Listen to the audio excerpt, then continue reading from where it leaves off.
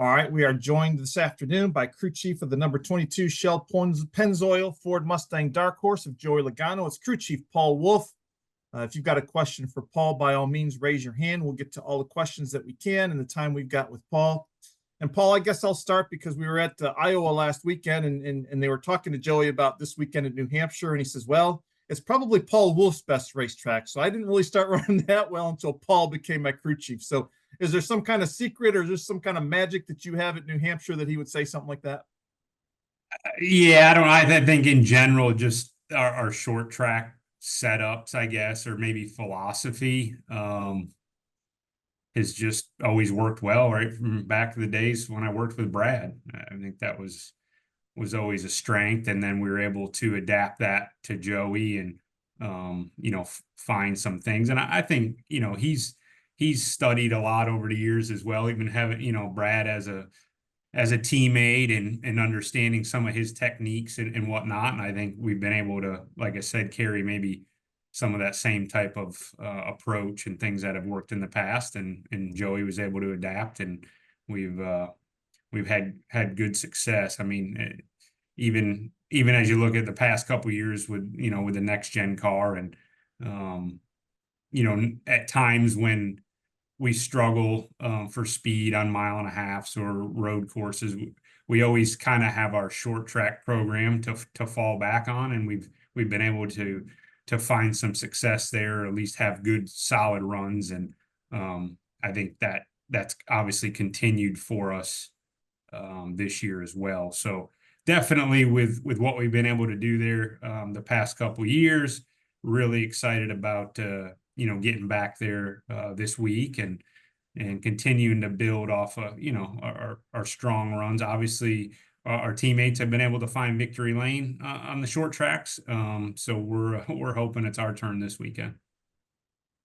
All right, we've got a lot of questions. Everybody online just about has a question. So what I'd like to do is, if we can start with everybody with one question, we'll get through everybody, and then we'll circle back for any follow-ups, okay? Because I'd like to get everybody online at least to be able to ask one question. So with that being said, let's kick it off with John Newby. Go ahead, John. Thank you. So, Paul, I was curious with just the improved speed across the board for Penske. Can you give me a sense, is it more of you guys have discovered something with the car, or is it just more comfort with the dark horse, 17 weeks into the season? I think it's more what we've been able to put together with the short track aero package, I guess. I guess Phoenix was early in the season, right? And I wouldn't say we were great there, but honestly, I have to keep kind of going back to the test opportunity we had at North Wilkesboro early in the spring, and really capitalizing and making the most of that, and obviously Joey gets a lot of credit for that. I mean, we put in, I think, almost 900 laps at North Wilkesboro. Obviously it was a good year test, but we're able to work through a lot of questions we had and things we wanted to look at, and gathered a lot of information that we've been able to apply to these recent short tracks. So I don't know that it's anything related to the dark horse specifically. I think it's more of just what we've been able to find with the short track package. Obviously quite a bit different aero package than than the other tracks. Perfect. I appreciate the insight. Yes, sir. All right, let's move on to Logan Morris. Hello, Logan. Hey, Paul, how are you? Thanks for the time. Look, you mentioned that your Penske teammates have found victory lane, and you're hoping it's your turn. What kind of confidence does that give you that they have found victory lane after some slow starts and struggles for Ford as a whole, but especially Team Penske? Yeah, I think it's great. It's great for the company. I mean, don't get me wrong. I mean, as the 22 team, we want to win too, but I think Roger's always expressed this over the years. When one team wins, we all win. And I think the way we're structured, and specifically as well as we've been working together with the 12 team here recently, we wanted to be the team spraying the champagne the other night, but hey, you got to look at it and know that we were a part of that in a way, and helping build the program and the way we all work together. So definitely gives us confidence. Like I said, if we can't be in victory lane, there's nothing better than seeing one of our team cars. And it gives you another data point of, okay, we're on the right path here. The things we've been working on are correct, and we'll keep massaging on it as we move forward to Loudon this weekend. Thanks so much. Yes, sir. Logan, thank you. Let's go on to Jim. Hey, Jim. Hey, Paul, how are you? I'm doing well, thanks, Jim. Kind of follow up, you mentioned the test that you guys did at North Wilkesboro. You guys have a different tire combination at New Hampshire this year than last year, but I believe it's the same, or one of the same tires you ran at North Wilkesboro and what you just ran at Iowa. And considering how good you guys were at both places, do you feel fairly confident from that experience that will give you kind of maybe a little legs up this weekend? Yeah, I mean, good question. And I've said this over the years, like anytime there's a tire change in our sport, whether it's a construction, compound, big stagger changes, like those things can really affect your setup, obviously, quite a bit. So with that being such a big factor, yeah, I think as we've seen the consistency now on this tire for us and what we've been able to do in the past at New Hampshire, like I said, I'm excited to get to the track. I think we've got as good a shot as anybody to get to victory lane this weekend. So obviously the loads, as we talk about, our short track package and the things that have worked for the 22 team and, Team Penske on the short track, you're making small changes, because, Iowa to New Hampshire, the loading, the size of the track's a little different.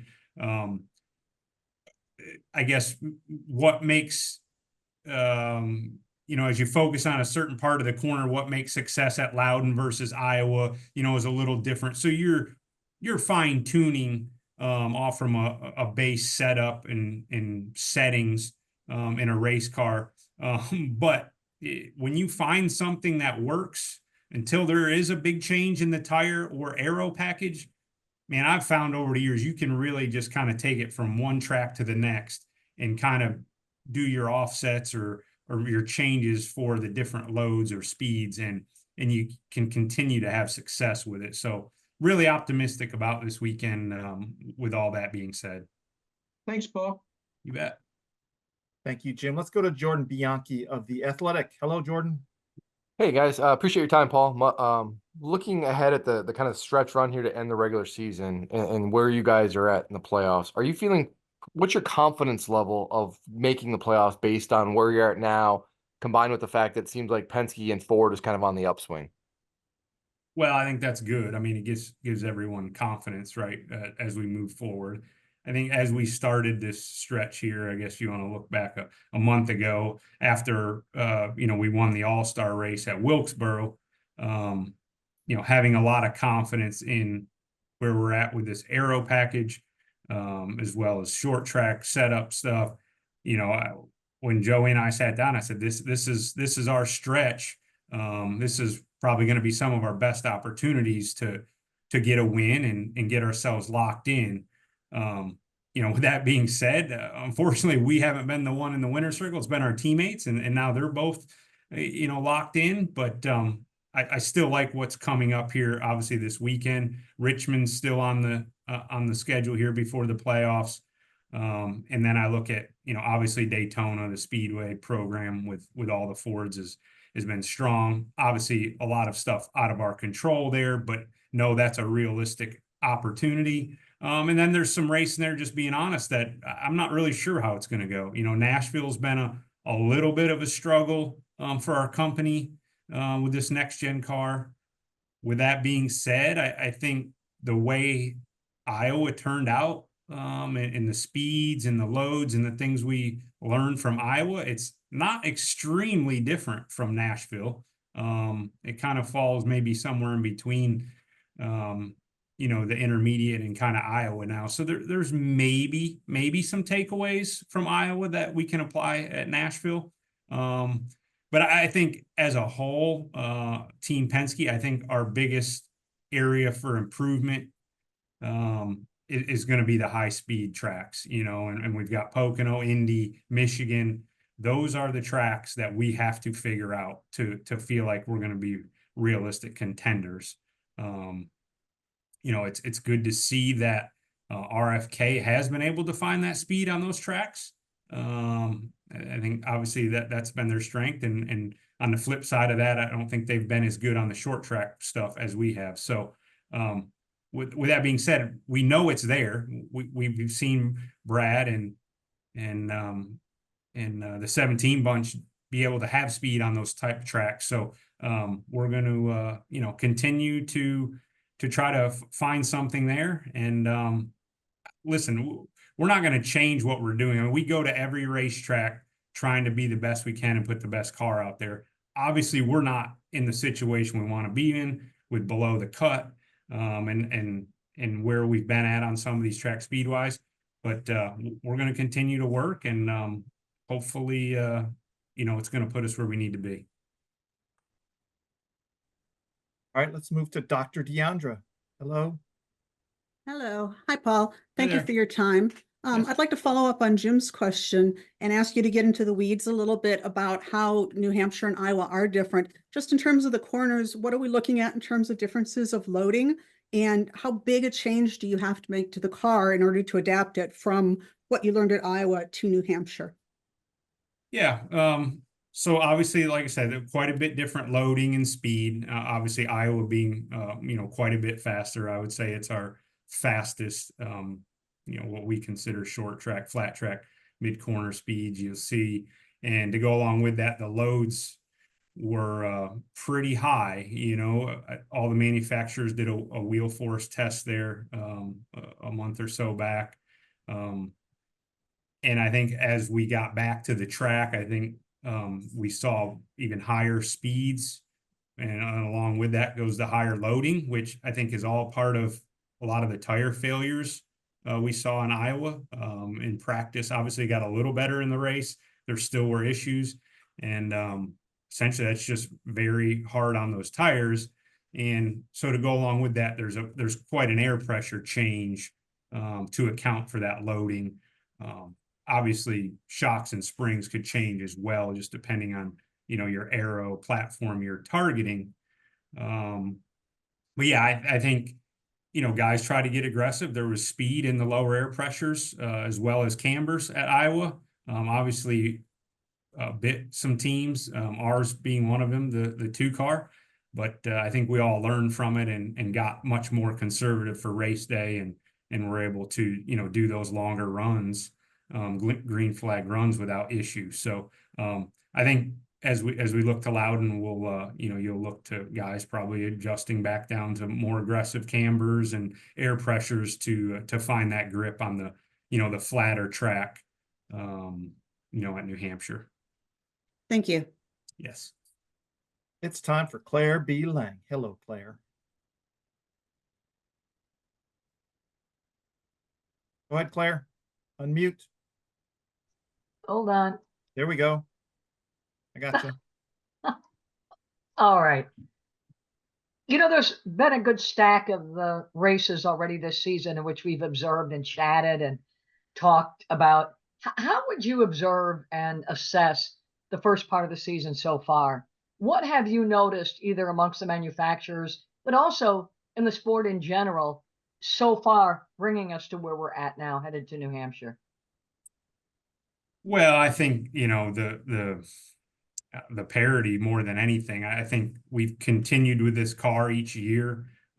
Guys really fine tuning and dialing it in. And I think I've spoke this earlier in the year, but at times when you feel like you're struggling because you're running 22nd, you're really not as far off as it may seem, you know, or what you're accustomed to. A history of a bad day, you know, for a Team Penske car may have been running 15th, right?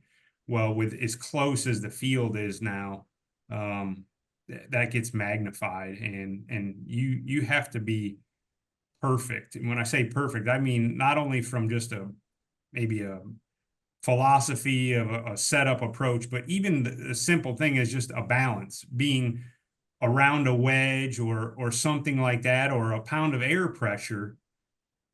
The difference that can make from, running position in a race now is unbelievable from what you're used to over the years.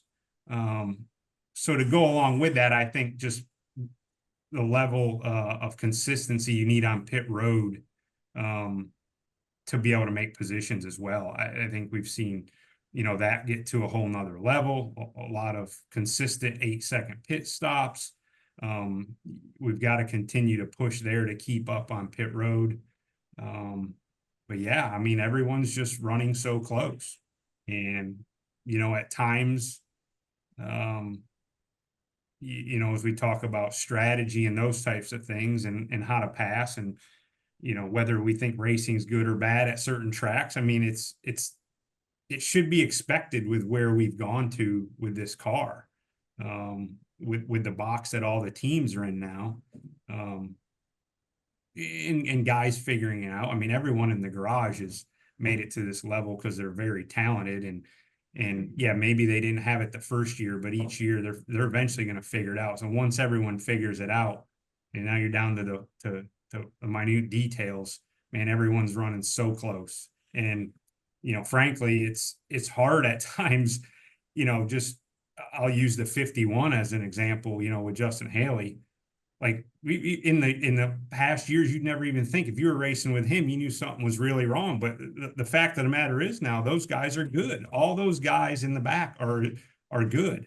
And now they've got their cars close to where we're at, and you're going to have to race them. So it's just made it super competitive, and it's made it feel like days when you're off just a little bit, it feels like you're a mile off. So, it's all about the details right now. It's all I can really express on that. Thanks, Paul, and good luck this weekend. All right. Yeah. Yes. Yeah. All right, time for Bob Pockris. Go ahead, Bob. Yeah, Paul, and as a driver, your two best tracks in Xfinity were Loudon and Iowa, or Loudon and Nashville. So I'm curious, does that help at all 20 years later? That's a great question, Bob. I'm pretty removed from it now. It's hard to believe it's been 20 years already since I think the Busch race I ran there was 2004. I think I finished 12th, but we're doing this little the segment there with NBC this week, and they follow the crew and whatnot on the pit box. They were wanting some photos and whatnot of when I raced at New Hampshire, and I just pulled back up that race there I did, and just looking at the guys I was racing against there at New Hampshire is pretty crazy, with Harvick and Kenseth and Ron Hornaday. I mean, and there was 48 cars that tried to make that race in New Hampshire that year. And so it was kind of neat to look back, because I haven't really done that a whole lot. You get so into what I'm doing now, those days are behind me, but I did take a minute this morning, and it was kind of cool to look back at that race I did there. And but the cars and the sport's changed so much now, it's hard for me to say that that has a big impact on what I do to our race car now. It is neat to have been around the racetrack and know what it feels like, but like I said, the cars are so much different these days that not a lot applies, I wouldn't think.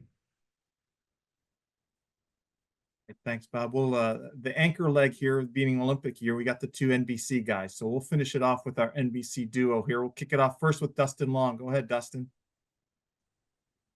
Thank you. Hey, Paul, traditionally, if a track was repaved, it just wasn't that great a racing because it was single file so fast they couldn't widen the groove. With some of the repaves we've seen lately, it seems like that's very different. What is changing with the repaves in this car, or why we're seeing things different, and is like the sport should be more open to the potential of repaving tracks as opposed to years ago when drivers begged and pleaded Atlanta never to be repaved. Yeah, no, that's a great question. I think we all, anytime we hear repave or we've heard repave here recently, it makes us all nervous, right? And you're right. I mean, the racing has been as good, or arguably you could say maybe better on a couple of these repaves. Now the surface at Wilkesboro, the aggregate, the makeup of the asphalt they use there, was definitely quite a bit different to looking at it from what we're used to. It was much more coarse, and the way they're repaving them these days must be different, because like even I remember going to that test, and typically when you do a repave test in the years past, man, it would take a day or two before the track would even begin to come in and have any type of grip. And in North Wilkesboro, man, that had grip like instantly. And I think like from run 2 of the test, I don't know that we really picked up speed from the track surface gaining grip, other than just changes we made to our race car. So the grip is like there kind of instantaneously.